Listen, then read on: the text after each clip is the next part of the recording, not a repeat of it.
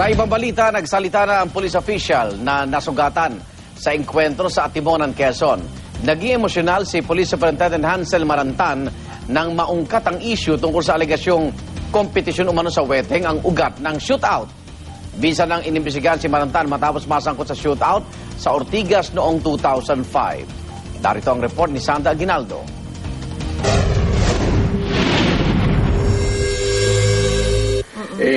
Naputol ang buto sa kaliwang braso at kaliwang hita ni Police Superintendent Hansel Marantan dahil sa tama ng bala. Tinamaan din siya ng bala sa kanang tuhod, kaya nakahiga siya sa hospital bed habang nagpapa-interview sa amin. Kwento niya, nakatanggap siya ng tip mula sa isang impormante na may parating na 15 hanggang 20 armadong lalaki sa pamumuno ni Vic Seaman. Minomonitor daw nila ang grupo ni Seaman dahil na rin sa ipapatupad na gun ban sa January 13 para sa eleksyon. Nag-aalaga ho yan ng mga gun for hire, nang i-intimidate ng mga legitimate businessmen doon sa Laguna para makakuha ng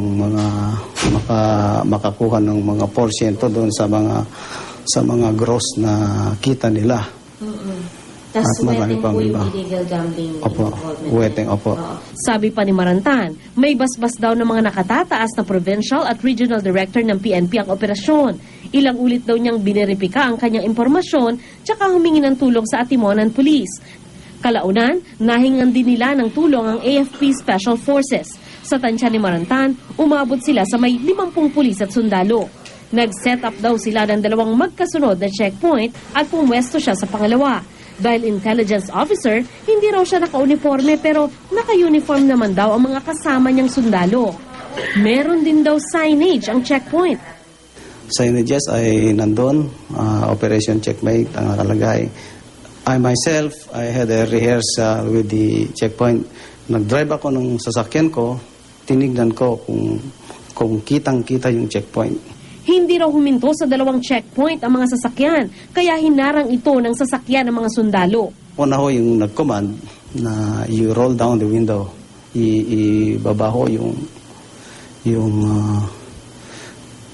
pintana, mga pulis kami. This is a checkpoint.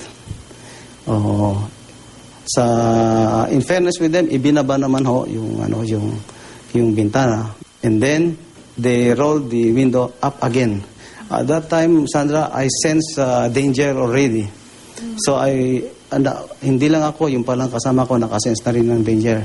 Nagkawalaan na kami doon. I move back, maybe I had a step backward, maybe 3 or 4, ganyan.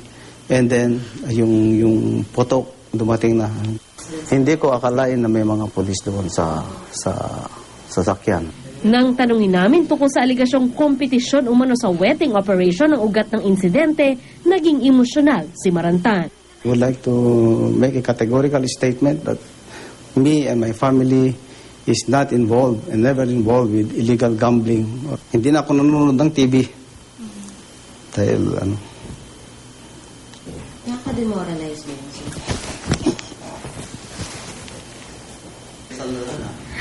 Makikipagtulungan daw siya sa investigasyon pero aminado ring nagdaramdam sa naging takbo ng pangyayari. Demoralize, it's a part of a job. Parang parang it's a part of our duty anyway. Para sa unang balita, Sandra Aguinaldo reporting.